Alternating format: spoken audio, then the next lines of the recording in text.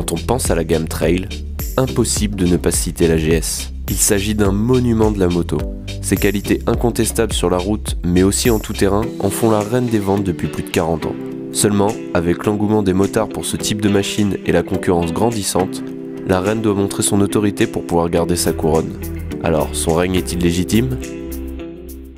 Eh bien bonjour à tous et bienvenue dans cette nouvelle vidéo. Alors non, je suis pas mort, non j'ai pas arrêté YouTube, non j'ai pas arrêté la moto, je me suis pas lassé. C'est juste que comme vous le savez, je fais mes petites vidéos en fonction de quand j'ai le temps et puis de l'envie surtout et des disponibilités du moment. C'est le retour avec ce nouvel essai. Donc on continue la série des Maxi Trail qu'on avait entamé. Donc on a fait la Triumph 1200 Tiger il y a quelques temps.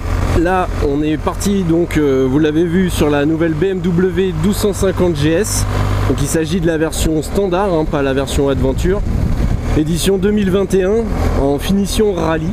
Je suis bien sûr accompagné de mon acolyte Miloche qui va pouvoir me faire des petits plans extérieurs et puis aussi il va la tester pour pouvoir me donner son avis au niveau de son ressenti, qu'on ait un petit peu le même feeling et les mêmes sensations pour qu'on puisse vous retranscrire au maximum l'essai.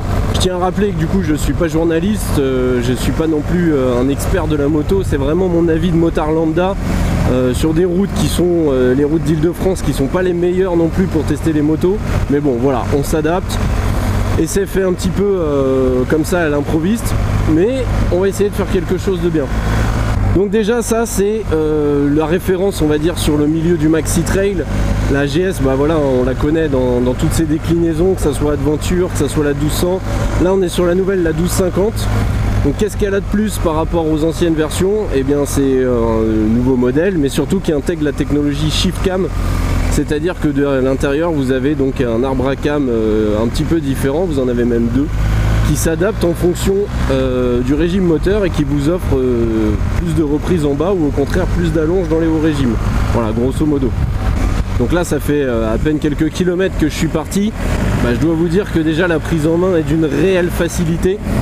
Honnêtement je suis bluffé par le confort et puis la bienveillance à bord. Les commandes tombent parfaitement, c'est doux, c'est souple. Malgré qu'on soit sur un bicylindre, vous avez vu, ça bronche pas, je suis en deuxième à 20 km/h, ça repart sans broncher.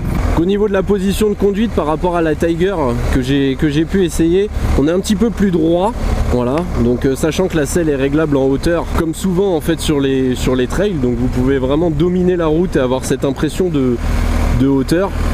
Le guidon est assez large, donc vous avez un bras de levier qui est assez important pour vous permettre de manœuvrer facilement. La moto se balance de façon assez agile. Les pieds, vous avez les pieds plutôt dans l'axe du corps, dans l'axe du bassin, vous ne vous retrouvez pas avec les pieds trop en arrière ou trop en avant. A savoir que dessus, après au niveau de l'équipement, celle-ci a donc les packs, vous avez la prédisposition pour le GPS, vous avez bien sûr les nouveaux compteurs de chez BMW avec les dalles TFT, je reviendrai dessus tout à l'heure. Vous avez donc tous les boutons SOS avec les modes de conduite dynamique, pro, pour l'enduro, etc. Celle-ci en plus a les jantes à rayons, donc possibilité de faire de l'off-road. Par contre ce qui est vraiment différent par rapport à la Tiger, c'est je pense la protection. En effet, comme toujours chez BMW, les options sont omniprésentes et surtout s'avèrent assez indispensables pour pouvoir profiter pleinement de sa machine. Outre les éléments cosmétiques et de protection, c'est du côté des packs qu'il faudra regarder. Le pack confort pour vous assurer le démarrage sans clé, les poignées chauffantes ou encore le collecteur chrome. Le pack connect pour l'éclairage adaptatif, l'éclairage pro, les clignotants multifonctions. Le pack dynamique pour le côté sport route avec les suspensions pilotées, le shifter up and down et le mode pro. Le pack enduro avec son mode dédié et les réglages suspension qui lui correspondent. Et enfin le pack touring qui comprend entre autres le régulateur de vitesse, les fixations valises ou encore le GPS. Bref, de quoi se faire une moto à la carte et en fonction de ses besoins, mais qui fait grimper la note très rapidement. Pour la protection, la bulle d'origine est réglable en hauteur, mais elle offre une enveloppe assez limitée par rapport à ses concurrentes, notamment en cas de longue conduite ou de passage sur voie rapide. Il est toujours possible de changer pour une bulle plus large et plus haute parmi les nombreux équipementiers et accessoiristes pour la marque, ou alors de profiter d'une meilleure protection procurée par sa grande sœur la Adventure, mais elle est légèrement plus massive et surtout plus chère. Toutes ces informations sont d'ailleurs visibles et possibles sur le configurateur BMW Moto. Le bruit, bah, ça reste assez feutré, même si du coup bah, vous vous retrouvez avec quelque chose qui répond aux normes Euro 5, donc vous avez forcément moins d'émissions sonores, moins d'émissions polluantes. C'est pas les meilleurs pots qu'on ait entendus. La Triumph était plus valorisante, notamment avec le haro. Maintenant ça reste assez discret pour pouvoir rouler, c'est pas non plus trop prise de tête. Et puis comme toujours chez BM, vous avez un catalogue d'options qui va vous permettre de combler ça et de mettre un petit silencieux ou quelque chose.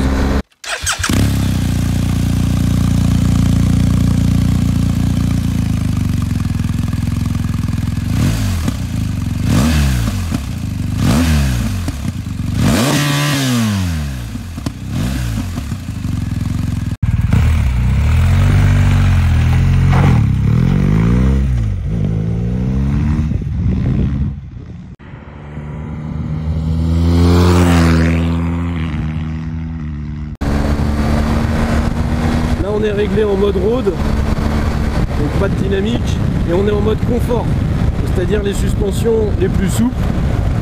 C'est vrai que ça a tendance un petit peu à bouger, mais ça absorbe bien les aspérités de la route. Le frein arrière est pas mal, surtout quand vous êtes dans des petites routes comme ça, là il a un petit peu de mordant, c'est cool. Ça vous permet de resserrer l'attrage et puis d'éviter de toucher au frein avant. Donc c'est bien, le frein arrière est efficace. Vous voyez, le comportement moteur il est quand même sympa, parce que là je suis en deuxième. Souvent dans des gros bicylindres comme ça aime pas trop ces entre-deux là. Et là, moi j'ai rien à dire, c'est doux, c'est fluide. La boîte de vitesse aussi est assez précise. C'est ferme, mais on sent que la vitesse est bien verrouillée. J'ai pas eu de soucis de faux point mort jusqu'à maintenant, on va voir en accélérant. Sachant que dessus vous avez le Shifter Pro et en up. C'est très doux, et en down. Ouais, le down aussi est très doux, alors à voir dans les hauts régimes. Vous voyez, ça se laisse emmener assez facilement, ça fait que quelques kilomètres que je l'ai dans les mains. Et je ressens pas de perturbation, j'ai pas de temps de lag, pas de temps de latence pour m'adapter. On sent que c'est fait pour rouler quoi. Alors c'est un petit peu plus joueur par rapport à la Tiger, je trouve. La Tiger, vous avez plus ce petit côté rond, vous avez plus ce côté un peu smooth. Là, vous êtes plus dans l'aventure, un peu baroud. Alors, est-ce que c'est l'effet marque qui fait ça ou je sais pas, je suis dans un de mes jours où j'ai envie de jouer. Mais non, le moteur est disponible, il est bien. Franchement, pour faire de la route, c'est pas mal. Pourtant, on peut se dire que bicylindre, souvent, c'est pas ce qu'il y a de plus agréable. Bah, là, sur la GS, par contre, c'est vraiment bien. En plus dessus, bah, comme vous pouvez faire du tout-terrain, vous vous retrouvez avec des positions souvent debout. Et là, la position debout est assez naturelle. On n'a pas quelque chose où il faut forcer. Moi, vous voyez, je fais 1m80 et ça tombe plutôt bien. Les commandes sont bien sous la main. Je suis pas obligé de me courber le dos pour rester. Les sélecteurs et tout, j'ai rien retouché, mais ça le fait. Sachant que aussi dessus j'ai pas les valises, hein. Bien sûr je voyage à vide, les motos d'essai ne sont pas équipées des valises, donc peut-être que le maniement se sera un petit peu changé avec les valises et le poids, mais honnêtement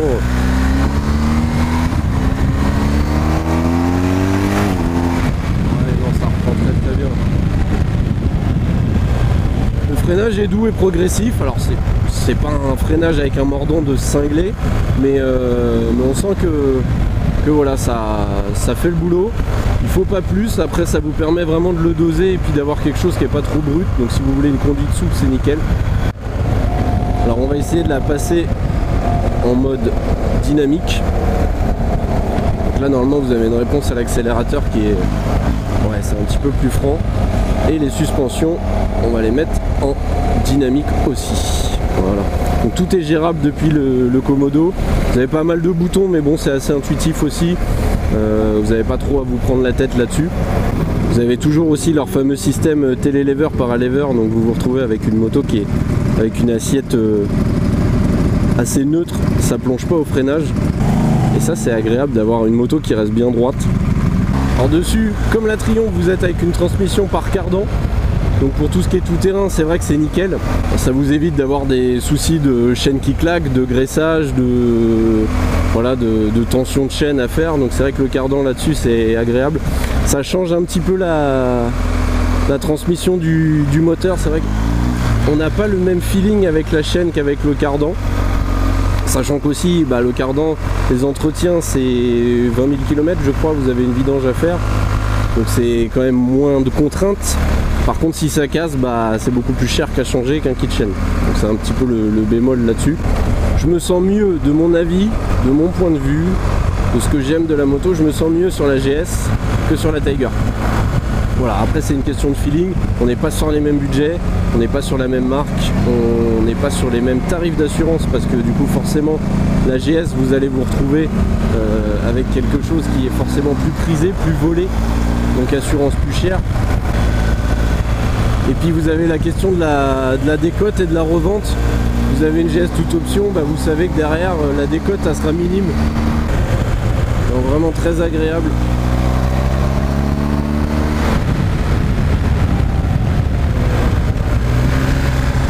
La boîte est très douce.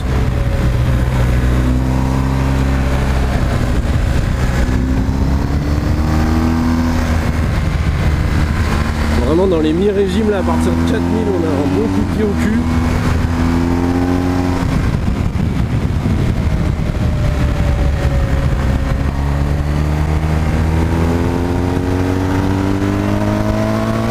Ouais, ça allonge bien. Bon, je vais ralentir un petit peu mais ça allonge très très bien. Pour un trail ça marche.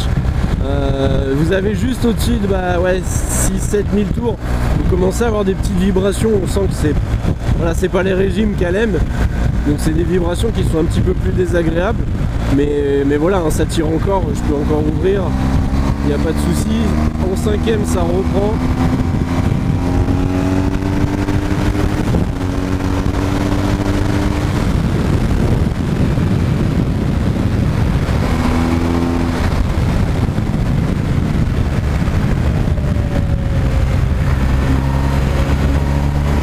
Dans les virages c'est bien neutre.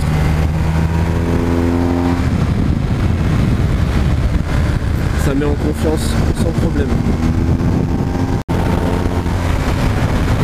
Ça devient même limite traite parce que on a envie de rouler un petit peu fort. Et puis le souci c'est qu'on oublie qu'on est avec une moto qui fait plus de 220 kg, 230 kg, là je sais plus les pleins mais les poids mais voilà, et puis du coup vous pouvez vite arriver un petit peu trop fort et puis vous mettre en excès de confiance. Donc gardez un petit peu la tête froide là-dessus. Après je sais qu'on m'avait posé la question de savoir est-ce que les cylindres gênaient. Alors les cylindres, ouais, quand vous mettez vos guibolles tendues, si vous les conduisez un peu en super motard, ouais, ça va peut-être un petit peu vous gêner. Maintenant pour rouler tous les jours, j'ai quand même de l'espace, c'est plutôt bien foutu. Donc là-dessus pas de problème. Allez, on se retrouve pour la deuxième partie de cet essai, donc cette fois-ci pour le duo. Donc je vais faire comme sur la Tiger quand on l'avait essayé, c'est-à-dire qu'on va évaluer en fait le duo sur cette machine. Donc pour ça j'ai emmené ma petite femme derrière moi qui va me donner un petit peu son avis au niveau du ressenti puisqu'elle était aussi montée sur la Tiger. Et moi je vous donnerai du coup mon avis en termes de conduite avec un passager, ce que ça fait, est-ce que ça change la moto, est-ce qu'il y a des points négatifs. Là on a fait quelques kilomètres ensemble sur les petites routes. Donc pour le moment au niveau de la conduite vous ressentez pas vraiment de différence. Voilà, c'est bien équilibré. Vous sentez que la moto est un petit peu plus lourde, mais ça vient pas jouer de façon néfaste en fait sur le comportement. On s'est mis en position road au niveau des suspensions, donc on a vraiment quand même beaucoup de confort. On est assez bien. La moto gère toute seule la différence de poids, donc vous n'avez rien à vous occuper, il y a juste à monter dessus et rouler. Après au niveau de la passagère, elle, ce qu'elle a beaucoup apprécié déjà c'est le gros confort de la selle. Quand elle est montée dessus, elle m'a dit direct, elle est vraiment beaucoup plus confortable que la Triumph au niveau de l'assise. Après on est sensiblement sur les mêmes positions, c'est-à-dire que vous êtes un petit peu plus rehaussé au niveau de la selle arrière, donc ça vous permet d'être en position dominante sur la route et donc de mieux aborder les virages, les obstacles qui pourraient arriver. En plus là par le temps on est à 13 degrés donc il fait pas froid, mais on a la petite selle chauffante qui est mise. Ça c'est un gros plus au niveau confort. Après j'ai pas vu au niveau des repose-pieds, mais il me semble qu'ils sont un petit peu plus bas que sur la Tiger, donc peut-être une position un peu plus confortable aussi au niveau des jambes, mais ça doit pas jouer à grand chose. À noter aussi que sur ce genre de moto, d'habitude vous avez souvent les valises. Donc ce qui est bien avec les valises, c'est que ça vous cale les jambes, ça vous cale le dos, ça rassure encore le passager. Et ça vous permet vraiment en fait d'avoir quelqu'un, même s'il n'a pas fait beaucoup de moto, qui est en confiance derrière la machine. Et ça c'est agréable. Le fait aussi d'avoir chacun sa selle, ça vous permet d'être plus mobile en fait sur la moto. Et ça vous évite d'avoir comme une selle monoplace le passager des fois qui vous glisse dessus ou qui vient vous gêner. Maintenant celui qui trouve qu'une GS c'est pas assez confortable, il faudra vraiment se tourner en fait vers de la routière, du K16, du RT ou éventuellement une Gold, parce que c'est difficile de faire mieux en termes de confort et de polyvalence. En attendant, c'est vraiment une chouette machine. Là on va reprendre la direction du coup de la concession CO2 Coignères, donc merci à eux du coup pour l'essai de la machine qui a été possible. Et puis il va être temps d'aller rendre la bête. Moralité, c'est presque un sans faute pour cette GS. Beaucoup de qualités sont réunies pour en faire une moto attachante et surtout désirable. Elle s'inscrit à mon sens devant la Tiger au niveau dynamisme et du package technologique, avec un feeling qui lui est propre. On touche un autre type de motard qui est plus désireux de confort et en quête d'aventure, sans négliger tout ce qui fait le charme de la moto. Elle souffre tout de même de quelques petits points ou défauts qui méritent d'être connus et qui n'en seront peut-être pas selon votre exigence ou votre recherche. Alors oui, il y a aussi ce côté esthétique qui est discutable et propre à chacun. Mais les trails chez la concurrence ne sont pas non plus des canons de beauté. Non, le trail c'est une autre philosophie. C'est celle de pouvoir vous combler peu importe la situation, la route, la météo, le besoin ou encore l'humeur du moment. Et tout ça avec une seule et unique moto. Alors dans le fond, c'est peut-être ça le prix de la perfection.